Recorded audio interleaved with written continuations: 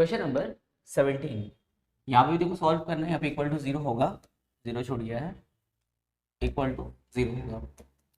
अब देखो क्या करें, हम सोच रहे हैं ना स्टेप वन में कुछ ऐसा करें, C3 arrow C3 minus 3C1, ये टेक्निक लगाएंगे।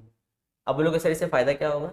इससे फायदा ये होगा ना कि हम लोग के C3 में देखना x-1 0 और x-1 आ जाएगा। मेरे इस स्टेप से C3 में आ जाएगा x-1 0 x-1, तो हम C3 से x-1 कॉमन ले सकते हैं। ठीक है, तो इसीलिए हम ये वाला टेक्निक लगा रहे हैं। तो C3 में लगा रहे हो तो अपना C1 C2 पहले वैसे ही उतार दो। अब हम लोग करेंगे C3 माइनस 3C1, तो C3 में 3 है माइनस 3C1, इसको 3 से मल्टीप्लाई करो तो 6 और प्लस 3x हो जाएगा। तो 3 माइनस 6 क्या होगा? Minus 3 plus 3x। यहाँ देखो तो कितना हो गया? 3x माइनस 3 ना, तो 3 कॉमन भी ले लो तो हो जाएगा x-1। थोड़ा सिंप्लीफाई कर दिया, नहीं तो डिटरमिनेंट के अंदर करेंगे तो बहुत कॉम्प्लिकेटेड लगता है, साइड में कर दिया। अच्छा 6 माइनस 3C1, तो इस बार क्या होगा? 0, एंड दिस माइनस दिस क्या हो जाएगा हम लोगों का? जब दिस माइनस 3 इंटू दिस करेंगे तो हो जाएगा हम लोगों का 9 माइनस सॉरी 1 माइनस एक्स होगा। तो हमको चाहिए क्या? x-1, तो हम वहाँ से माइनस कॉमन ले लेंगे तो हो जाएगा x-1। खुद से सिंप्लीफाई करके देखोगे, देखो क्या फायदा हुआ। C3 में देखो हम लोग x-1 कॉमन ले सकते हैं, तो taking x-1 common from C3, तो देखने में कुछ इस तरह हो जाएगा। x-1 यहाँ पे हो जाएगा 2 माइनस 6 2 3, यहाँ हो जाएगा 2 5 माइनस 6 0, एंड यहाँ पे हो जाएगा 3 4 माइनस 1, और इक्वल टू में क्या है? 0। ठीक है, अब क्या टेक्निक लगाएंगे? अब इसको और सिंप्लीफाई किया जाएगा। अब हम लोग करेंगे R1 arrow R1 plus 3R3। देखो इससे और सिंप्लीफाई होगा। किस में काम करें हम लोग? R1 में। R1 प्लस 3R3 यानी कि 2 माइनस 6 प्लस 3 3 9, तो क्या हो जाएगा? 11 माइनस एक्स हो जाएगा। तो लिखेंगे 11 माइनस एक्स। ठीक है ना, फिर क्या करना है? 2 प्लस 3 इंटू 4, तो 2 प्लस 12 कितना हो गया? 14, एंड यहाँ पे दिस प्लस 3 ऑफ दिस, हाँ क्या फायदा हुआ? 0 हो गया। देखो बस यही एक फायदा हुआ, यहाँ पे 0 आ गया। बाकी जो जैसे वैसे उतार दो। 2 5 माइनस 6 0 3 4 माइनस 1 इक्वल टू 0। समझ में आया क्या फायदा हुआ ये दो स्टेप लेके हम लोग को? अब देखो यहाँ पे C3 में डबल 0 आ गया ना, अब हम लोग C3 का लॉन्ग में क्या करेंगे? उसको एक्सपेंड कर दिया जाएगा। तो x-1 and expanding along C3, तो C3 में ये तो भाई 0 0 है, बचा कौन? -1 बचा, तो लिखेंगे -1।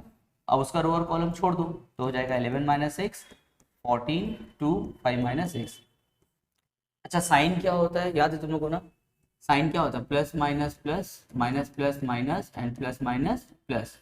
तो -1 के लिए हम लोग को कौन सा साइन लेना होगा? प्लस का साइन लेना होगा। ठीक है, तो यहाँ पे कुछ मतलब क्या है? प्लस है वहाँ पे, इक्वल टू में 0, तो हो जाएगा x-1। चलो अब इसको एक्सपेंड करते हैं, तो माइनस को ना उधर 0 के साथ भेज के पूरा माइनस को भगा दिया हम लोग। अब इसको एक्सपेंड करो तो कुछ इस तरह, तो 11 माइनस एक्स से देखो कौन क्रॉस होगा? 5 minus x minus 14 2 28 equal to में 0।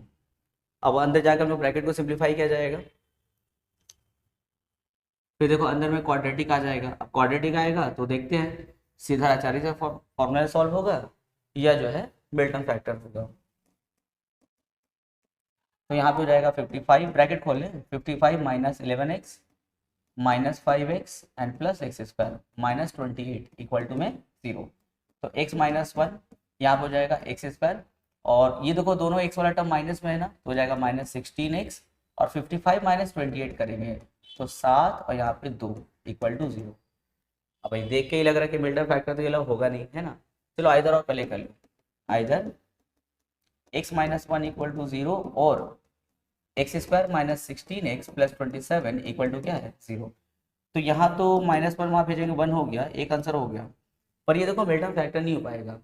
अगर मिल्टन फैक्टर नहीं होगा तो क्या करना होगा? सीधाचार्य सॉल्व करना होगा। क्या है फॉर्मूला सीधाचार्य का? Minus b plus minus root over b square minus 4ac/2 है। तुमको ये बताने का जरूरत नहीं है कि ए बी सी इसमें कौन सा है। या देखो 1 है समझ लो, तो ए का वैल्यू क्या हो गया? 1, बी के लिए -16 और सी के लिए 27। याद है हम किससे कंपेयर कर रहे हैं, इसे कंपेयर कर रहे हैं जनरल क्वाड्रेटिक इक्वेशन से, ठीक है ना। तो माइनस बी, तो पहले फॉर्मूला का माइनस दो, अब बी के लिए क्या लिखोगे, देखो -16 लिखोगे, प्लस माइनस रूट ओवर फिर बी स्क्वायर, यानी कि -16 पे स्क्वायर, -4ac, ए के लिए कौन है 1 और सी के लिए 27, और नीचे में 2a, ए के लिए क्या है 1, तो यहाँ माइनस माइनस प्लस 16 हो जाएगा, प्लस माइनस रूट ओवर 16 का स्क्वायर, यानी कि 16 जा, बहुत बच्चा लोग इसको ना 32 कर देता है 12th में आने के बाद ही, हड़बड़ी में। अच्छा, फिर यहाँ पर हो जाएगा 108 और यहाँ पे क्या है 2। इसको और सिंप्लीफाई करो, तुम लोग अपने से करोगे पर फिर भी हम कर रहे हैं यहाँ पे, अपने से सिंप्लीफाई करेंगे इसको।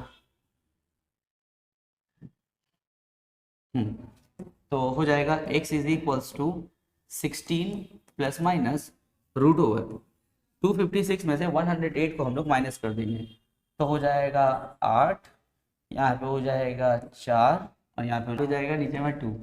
तो x इक्वल्स टू देखो, तो यहाँ पे हम लोग ऐसा लिख सकते हैं 148 को हम लोग कुछ ब्रेक करके लिखे, 148 का एलसीएम लो, 2 7 जा 4 जा 2 3 जा 7 जा, अब तो आगे जाएगा नहीं, तो 2 × 2 × 37 और नीचे में 2। क्या फ़ायदा हुआ एलसीएम लेने का, फ़ायदा ये हुआ कि देखो 2 का पेयर बन गया, रूट से बाहर आएगा, अंदर कौन रह गया 37 और नीचे में 2। देखो हम यहाँ पे 2 कॉमन ले सकते हैं इन दोनों से ना, तो 2 कॉमन ले लो, तो हो जाएगा 8 प्लस माइनस रूट 37 बाई में क्या 2, कट मारो तो हो जाएगा 8 प्लस माइनस रूट ओवर 37, यहाँ पे x हो गया आंसर। जानते हो जब कुछ क्वेश्चन डिफिकल्ट आता है ना मैथ में खास करके, क्योंकि मैथ देखो एक ऑप्शनल सब्जेक्ट रहता है। अब जैसे कोई बच्चा अगर साइंस लेता है तो उसके लिए फिजिक्स ऑप्शनल नहीं है, केमिस्ट्री ऑप्शनल नहीं है, लेकिन मैथ अक्सर देखना ऑप्शनल होता है। अगर साइंस का बच्चा है तो उसके लिए मैथ ऑप्शनल है, अगर कोई बच्चा कॉमर्स लिया है विद मैथ तो उसके लिए भी फिर क्या होता है मैथ ऑप्शनल होता है। तो ऑप्शनल सब्जेक्ट में ये होता है ना, जब कोई डिफिकल्ट क्वेश्चन आता है ना तो मन में ना बहुत सारा विचार आता है, क्या मैथ क्यों पढ़ रहे हैं, मैथ पढ़ के फ़ायदा क्या होगा, ऐसा ना बहुत लोगों के मन में ऐसा विचार आता है। हमसे भी अक्सर स्टूडेंट हमसे क्वेश्चन करता है कि सर मैथ पढ़ के फ़ायदा क्या होगा, हम मैथ क्यों कर रहे हैं। तो उसका सबसे बड़ा फ़ायदा देखो ये होगा, अभी 6 महीना पहले जो सीए फाउंडेशन का एग्ज़ाम होता है ना, 6 महीना पहले, तो मेरा एक स्टूडेंट दूसरे अटेम्प्ट में सीए फाउंडेशन का एग्ज़ाम क्रैक किया। हालांकि देखा जाए तो उसका पहला ही अटेम्प्ट वो था, क्योंकि वो पहला जो अटेम्प्ट दिया था ना वो एकदम ऐसे ही, मतलब बस चला गया था ऐसे ही, बस फॉर्म फिल किए हैं सर चले गए। लेकिन एक्चुअल में जो तैयारी करके गया था वो सेकंड अटेम्प्ट, तो देखा जाए तो वो उसका पहले अटेम्प्ट था, उसका एग्ज़ाम क्रैक हो गया, मेरे फाउंडेशन उसका क्लियर हो गया। हमको फ़ोन करता है, और चूँकि ना वो भी जब 10 के बाद जब कॉमर्स ले रहा था तो बहुत लोग उसको, इवन उसके स्कूल के टीचर जो बोले ना कि यार मैथ मत लो, मैथ लेके क्या होगा, तुम मैथ नहीं कर पाओगे भाई मत लो। तो वो स्टूडेंट ना मतलब मेरे पास में बहुत टाइम से पढ़ता था, छोटे टाइम से, तो हमसे हर बात वो शेयर करता था, और मेरा डिसीजन को वो ना एक फाइनल डिसीजन रखता था। तो हमको बोल रहा है कि सर ऐसा बात है कि स्कूल में सब बोल रहा है कि मत लो, और अम्मी पापा भी स्कूल के टीचर लोग का बात सुन के बोले कि ना मैथ मत लो, क्या करें सर, हमने मैथ ले लो। वो क्या क्या बिना सोचे समझे मैथ ले लिया, सर बोले हैं तो अच्छा ही बोले होंगे हमको, मैथ ले लिया। उसके बाद में उसका क्लास 12 खत्म हुआ, तो क्लास 12 में ना एक्चुअल में उसका मैथ बहुत अच्छा हो गया था। ऐसा नहीं कि वो बहुत ब्रिलियंट था, नहीं एकदम, हमारे एक बोका स्टूडेंट होता है ना, बस हौला हौला काम करना, साइकिल लेके सारा दिन घूमना, बस वही उसका हाल था। उसका नाम अयान है, अयान अहमद, मेरा बहुत अच्छा स्टूडेंट। तो वो जो है ना ऐसा नहीं कि बहुत ब्रिलियंट था, लेकिन एक टाइम ऐसा आया ना कि वो जोश में प्रैक्टिस करना स्टार्ट किया, उसका उसका रिजल्ट आया। मतलब मैथ एग्जाम में किसी रीज़न की वजह से कुछ क्वेश्चन छोड़ दिया तो मार्क्स उतना नहीं आ पाए जितना वो सोचा था, लेकिन मार्क्स बहुत अच्छा आया। अपने स्कूल में कॉमर्स विथ मैथ में टॉप किया, लेकिन ना वो मार्क्स को लेकर के बहुत ज़्यादा सेटिस्फाई नहीं था अपना। हमको बोला कि सर मार्क्स तो सेटिस्फाई नहीं है सर, अच्छा नहीं लग रहा है इतना मार्क्स। तो हम बोले ना अरे देखो कोई बात नहीं, मार्क्स मैटर नहीं करता है। हाँ मार्क्स कब मैटर करता है कि अगर तुम कहीं एंट्रेंस तुमको जाना है, जैसे मान लेते हैं हम कोई कॉलेज में एंट्री करना चाहते हैं तो मेरिट लिस्ट में मेरा मार्क्स सही होगा। लेकिन जब तुम प्रैक्टिकल फील्ड में जाते हो ना, जब तुम कुछ बन के जब जाते हो फील्ड में, तो वहाँ तुम्हारा मार्क्स काम नहीं आता, वहाँ पे तुम्हारा जो तुम स्ट्रगल किए हो, जो तुम सीखे हो वो चीज़ काम आता है। तो हम उसको बोले देखो मैथ तुम्हारा काम आएगा आएगा, तुम जो सीखे हो, हम तुमको देखे हैं ना इतना मेहनत करते थे तुम, वो तुम्हारा काम आएगा ही आएगा, उसका टेंशन तुम मत लो। मार्क्स ठीक है आ गया ना, रिजल्ट रख दो, अब जो तुम सीखे अब वो फ्यूचर में काम आएगा। जब वो फाउंडेशन का एग्ज़ाम क्रैक कर लिया तो खैर फाउंडेशन के एग्ज़ाम में उसको मैथ वगैरह में फोकस नहीं करना पड़ा, क्योंकि मैथ ऑलरेडी उसका 12 में इतना अच्छा था। तो मैथ वाला पार्ट वो किया नहीं, ऐसे ही पहुंच गया, मैथ वाला पार्ट तो पूरा अटेम्प्ट कर लिया बिना प्रैक्टिस किए, क्योंकि वो बहुत अच्छा से कर किया हुआ था पहले से। अब उसके बाद में वो सीए क्या उन लोग का इंटर एक होता है शायद, हाँ हाँ इंटरमीडिएट होता है शायद, हाँ उसका एग्जाम का प्रिपरेशन करा। हमको एक दिन कॉल किया, बोला कि सर आप जो मैथ लेने का हमको बोले थे ना, बहुत अच्छा बोले थे सर, बहुत अच्छा डिसीजन था। तो हम बोले क्यों, इसका क्या एडवांटेज तुमको समझ में आ रहा?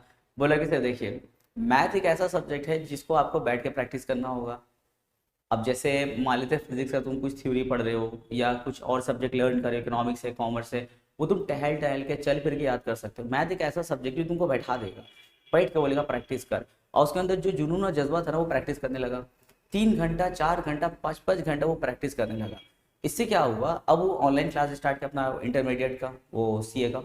अब एक एक क्लास उन लोगों का कम से कम जो है ना 3 3 4 4 घंटा का हो रहा है, यानी कि डेली उसको कम से कम 11 12 घंटा क्लास करना पड़ रहा है। तो हमको क्या बोलता है कि सर बहुत अच्छा हुआ कि हम मैथ प्रैक्टिस किए सर, क्योंकि मैथ हमको 4 घंटा 5 घंटा 6 6 घंटा बैठने का मेरे अंदर कैपेसिटी ला दिया था।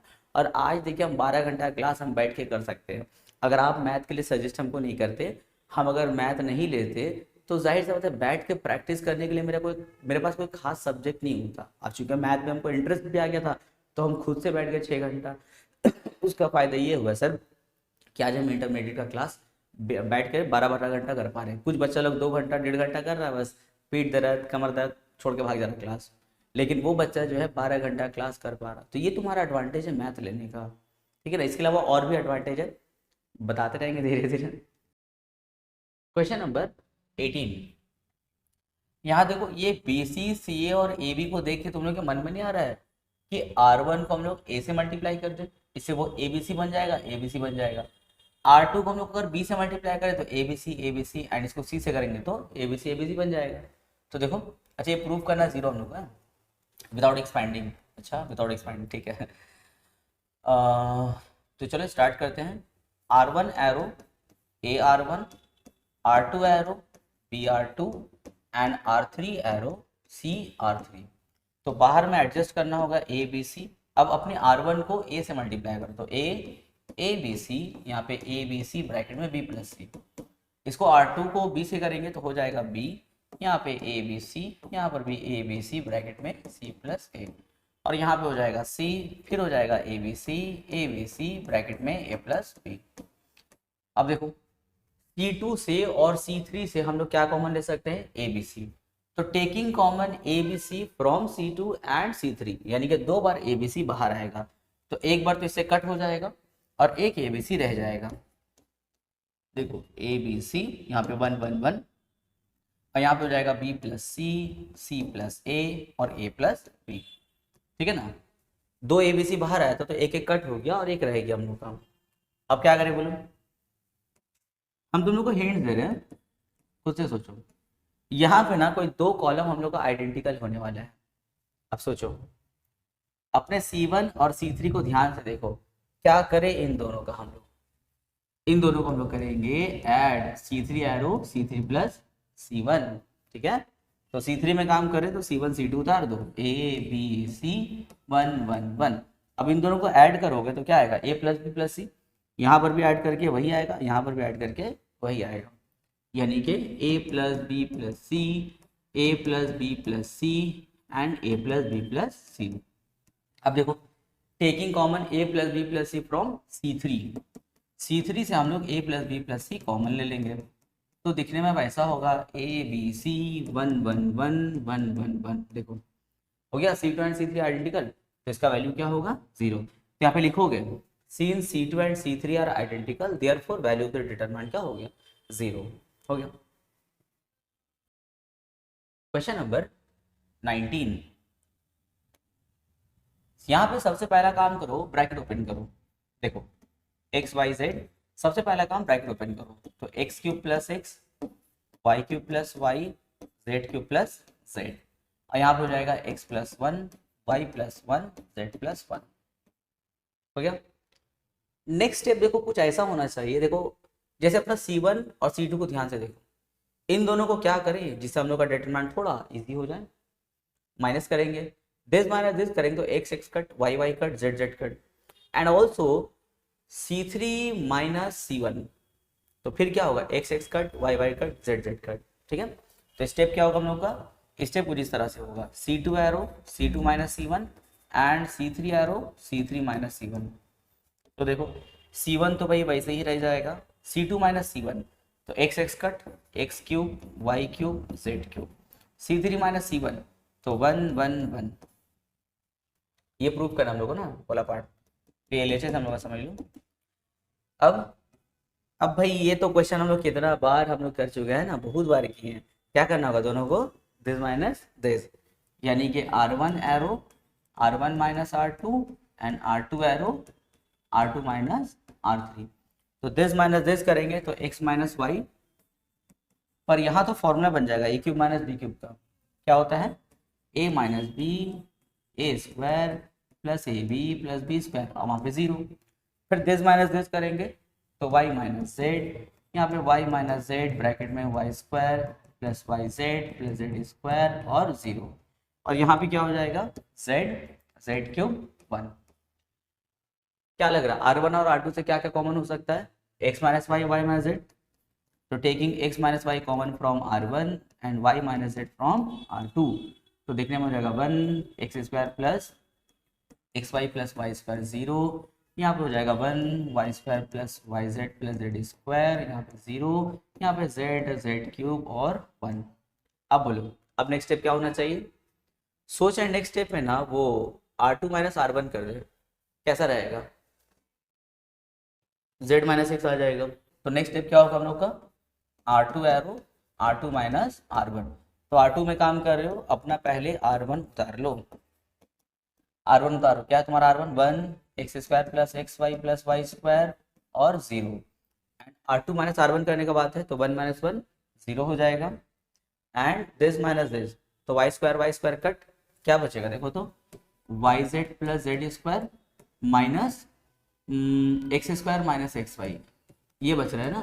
तो इन दोनों का देखो तो फॉर्मूला बन गया a plus b, a minus b का फॉर्मूला बना, और इन दोनों में क्या कॉमन है देखो, इन दोनों में y कॉमन है तो हो जाएगा z माइनस एक्स, फिर यहाँ से पूरा z माइनस एक्स कॉमन ले लो, तो z माइनस एक्स कॉमन तो क्या बचेगा, x plus y plus z बचेगा। ठीक है, तो ले दे करके हो गया z माइनस एक्स, यहाँ पे x plus y plus z, ये पहले से 0 यहाँ पे जेड क्यूब 1। अब क्या लग रहा है, अब हम लोग सोच रहे हैं R2 से या तो z माइनस एक्स कॉमन ले लो, या फिर पूरा z माइनस एक्स और x plus y plus z पूरा कॉमन ले लो। ठीक है, क्योंकि वैसे भी दोनों साइड में देखो इसका जो गार्ड सेल है वो तो 0 0 दोनों इसके बीच में है ना, तो taking common z minus x into x plus y plus z from R2, तो लाइन अप दिखने में ऐसा होगा x minus Y, Y minus z, z minus x और x plus y plus Z.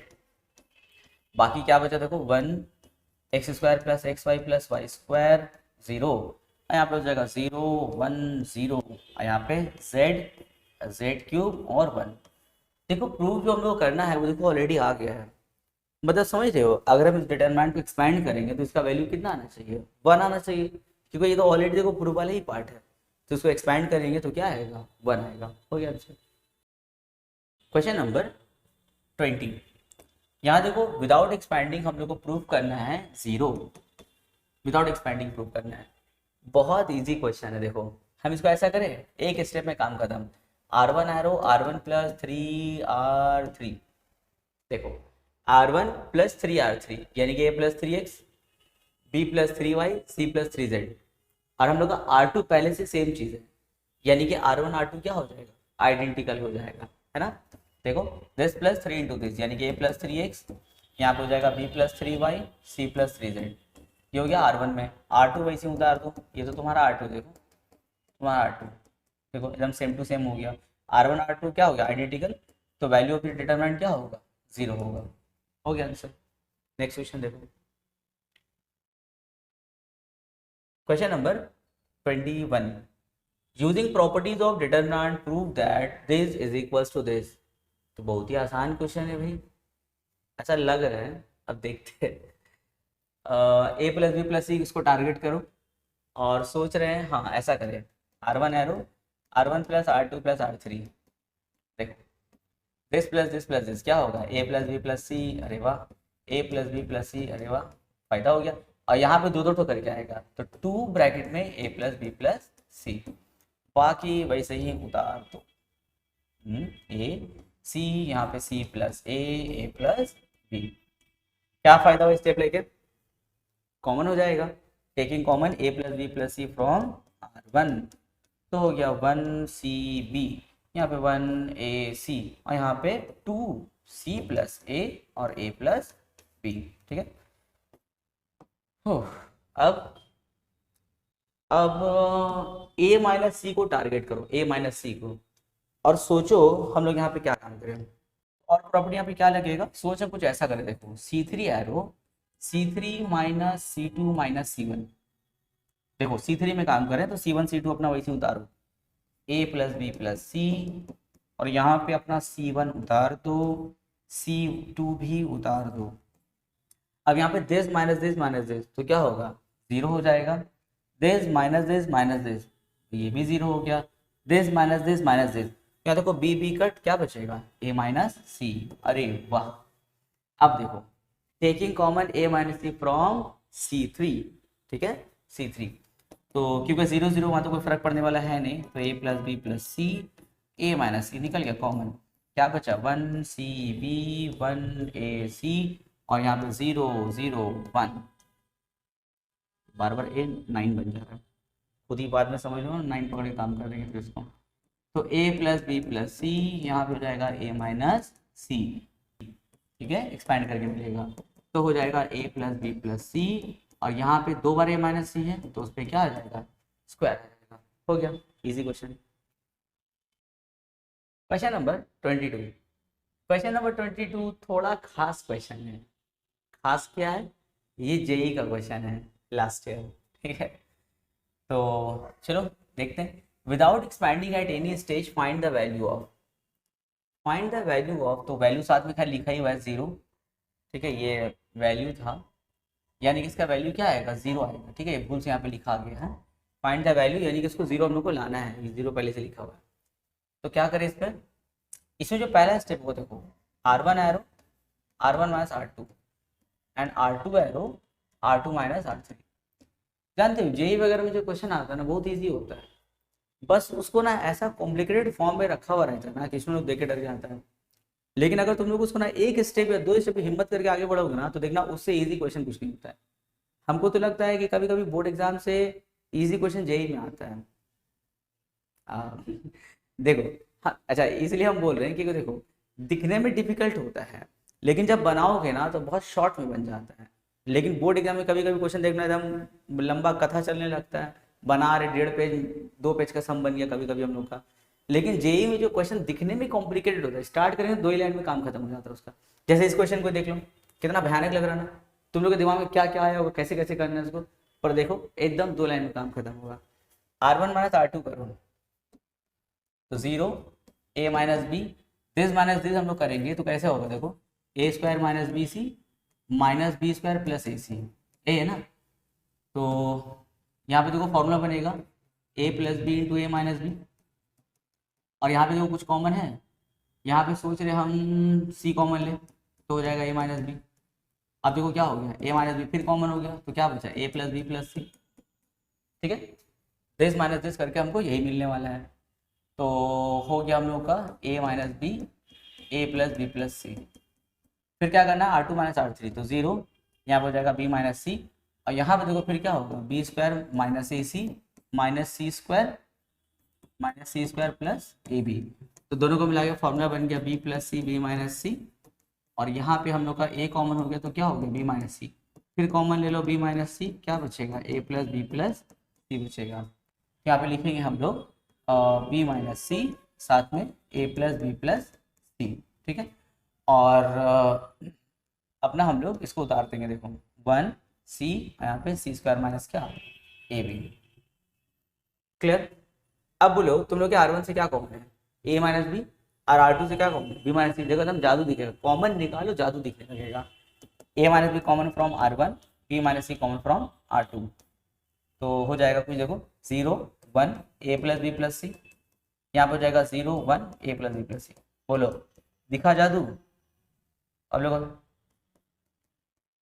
जादू दिखा? R1 R2 हम लोग का क्या हो गया, आइडेंटिकल, तो वैल्यू क्या हो गया 0 हो गया। बोलो क्या था सम में?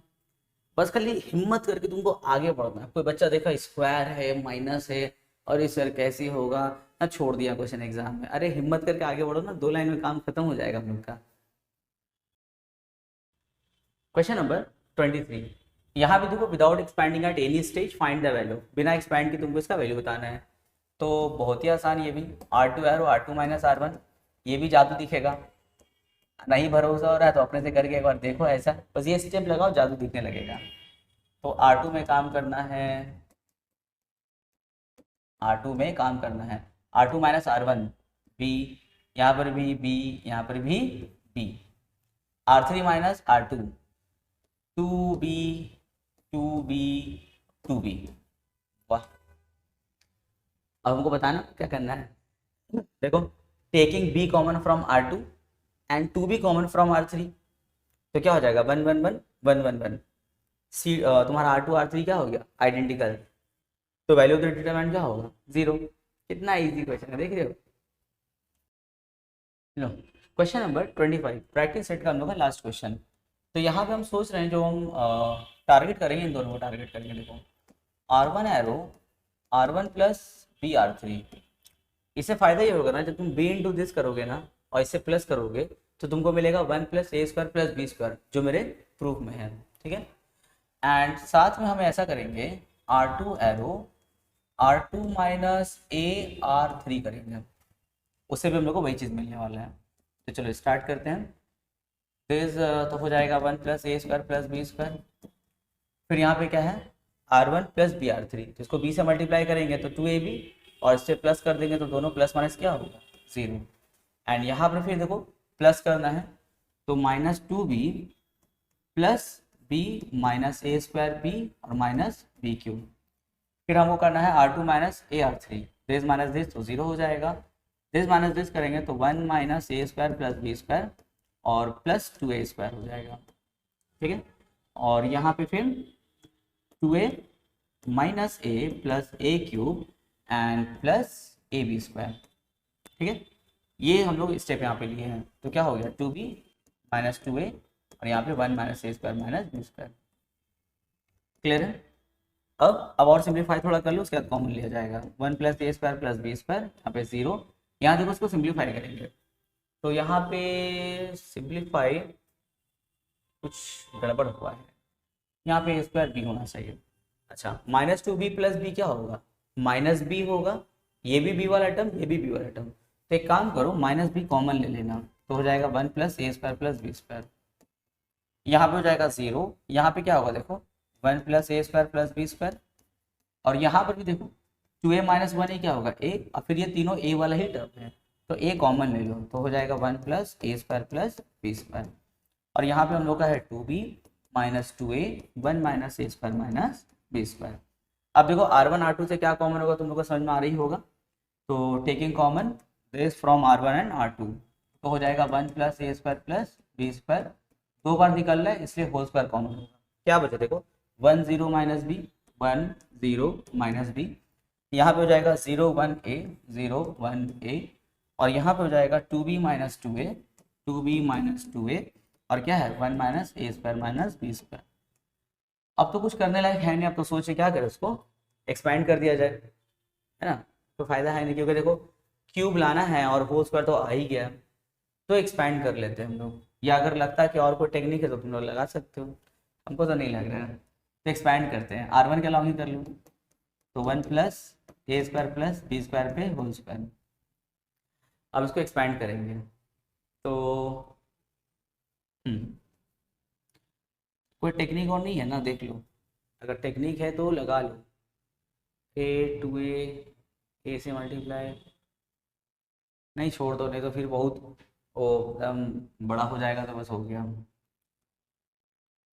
तो यहाँ पे एक्सपैंड करेंगे हम लोग, अगर R1 के अलाउ करें तो 1, तो यहाँ पे क्या बचेगा 1a माइनस 2a, और यहाँ पे 1 माइनस ए स्क्वायर माइनस बी स्क्वायर, 0 हो गया, फिर माइनस b बी के रिस्पेक्ट में करेंगे तो 0 1 2b माइनस 2a, तो यहाँ पे हो जाएगा 1 प्लस ए स्क्वायर प्लस बी स्क्वायर पे होल स्क्वायर, और यहाँ पे हो जाएगा हम लोग का 1 माइनस ए स्क्वायर माइनस बी स्क्वायर, और यहाँ पे प्लस 2a स्क्वायर, और यहाँ पे हो जाएगा माइनस, और इधर 0 हो गया, और यहाँ पे क्या होगा minus 2b minus b plus b square.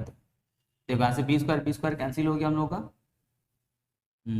गड़बड़, 1 माइनस ए square minus B square plus 2a square, यहाँ पे माइनस, यहाँ पे 2b स्क्वायर होगा ना, सॉरी 2b स्क्वायर होगा, कैंसिल नहीं करना, 2b स्क्वायर होगा, तो हो जाएगा यहाँ पे हम लोगों का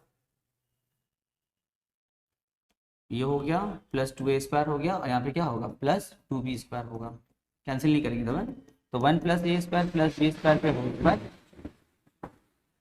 और यहाँ पे ये तो कैंसिल नहीं होगा, तो 1 प्लस 2b स्क्वायर में से 1b स्क्वायर माइनस करेंगे तो b स्क्वायर, और 2a स्क्वायर से 1a स्क्वायर माइनस करेंगे तो a स्क्वायर, तो हम लोग को मिलेगा a square plus b square. अब जो यहाँ पे पावर 2 यहाँ पे पावर 1 है, तो मिला के क्या होगा पावर 3, प्रूव हो गया। और ट्राई करेंगे यहाँ पे कोई टेक्निक लगाने का, अगर टेक्निक भी लग जाएगा तो बिना एक्सपैंड से पहले कोई टेक्निक भी लगा लो, तो हम सोच एक टेक्निक का देखोगे तो जरूर देखते होगा कि नहीं, सक्सेसफुल नहीं होगा कोई बात नहीं, काट देंगे। देखो प्रूफ हो गया हम लोग, फिर हम लोग आप टेक्निक लगा रहे हो, और क्या टेक्निक लगेगा देखो तो, हम सोच रहे हैं ना यहाँ पे ये करें, देखो जिसको जो इजी लगेगा वही करना, चाहो एक्सपैंड कर लेना या फिर ये वाला एक बार टेक्निक यूज करना। टेक्निक कुछ इस तरह है, C3 arrow C3 minus C2, देखो ये हम लोग का टेक्निक है, ठीक है। तो C3 में काम कर रहे हैं तो C1 C2 अपना वैसे ही उतार दो, 1 0 2b, यहाँ पे हो जाएगा 0 1 माइनस 2a, और यहाँ पे हो जाएगा क्या बोले थे हम लोग C3 minus C2,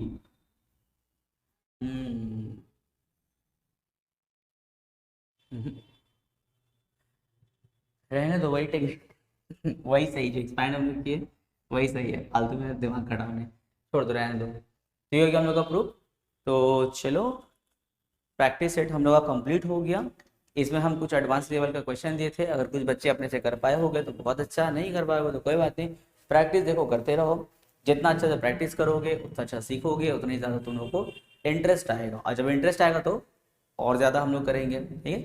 practice set तो हम देखो तुम लोग को देते जा रहे हैं हर चैप्टर का, लेकिन जैसे एग्जाम करीब आएगा ना तो उसमें हम और कुछ क्वेश्चन प्रैक्टिस करवाएंगे, ऐसा नहीं कि डिटरमिनेंट चैप्टर का वीडियो हो गया प्रैक्टिस सेट हो गया खत्म, नहीं, एग्जाम के टाइम में हम ट्राई करेंगे कि और एडवांस लेवल का क्वेश्चन और टिपिकल क्वेश्चन करवाने का हम कोशिश करेंगे। इससे दो फायदा होगा, पहला फायदा ये होगा कि अगर एग्जाम में क्वेश्चन आएगा, अगर तुम हार्ड क्वेश्चन प्रैक्टिस कर लेते हो, टिपिकल क्वेश्चन कर लेते हो, तो एग्जाम में सभी क्वेश्चन तुमको ईजी लगेगा, नंबर 1। नंबर 2, जो बच्चे लोग जेई वगैरह देना चाहते हो, अगर सोच के रखे हो, तो अगर हम तुम लोग को एडवांस लेवल क्वेश्चन अगर प्रैक्टिस करवा देते हैं तो इससे वहाँ पर भी तुम लोग को थोड़ा क्या होगा, हेल्प होगा।